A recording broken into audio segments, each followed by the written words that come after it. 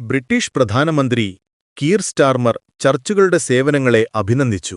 ലണ്ടനിൽ നടന്ന church work സമ്മിറ്റിൽ നൽകിയ സന്ദേശത്തിലാണ് ബ്രിട്ടീഷ് പ്രധാനമന്ത്രി കീർ സ്റ്റാർമർ ക്രൈസ്തവ സഭകളുടെ പ്രവർത്തനങ്ങളെ പ്രശംസിച്ചത്.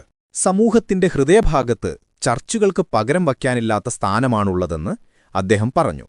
സഹായം ആവശ്യമുള്ളവരിലേക്കെത്താനും പ്രായോഗികമായ പിന്തുണയും ആത്മീയ മാർഗനിർദ്ദേശവും നൽകാനും സഭകൾ മുൻപന്തിയിലുണ്ടെന്ന് അദ്ദേഹം ഓർമ്മിപ്പിച്ചു.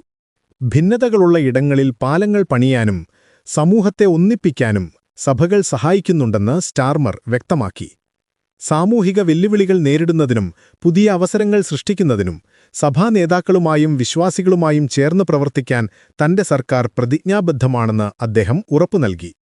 ലണ്ടനിലെ സെൻട്രൽ ഹാൾ വെസ്റ്റ്മിൻസ്റ്ററിൽ നടന്ന ഈ പരിപാടിയിൽ സഭാ നേതാക്കൾ, സർക്കാർ മന്ത്രിമാർ, ചാരിറ്റി പ്രവർത്തകർ എന്നിവർ പങ്കെടുത്തു. ദാരിദ്ര്യം നിർമ്മാർജ്ജനം ചെയ്യുക, മാനസികാരോഗ്യം, കുട്ടികളുടെയും കുടുംബങ്ങളുടെയും ക്ഷേമം എന്നീ വിഷയങ്ങളിൽ ഊന്നിയാണ് ചർച്ചകൾ നടന്നത്.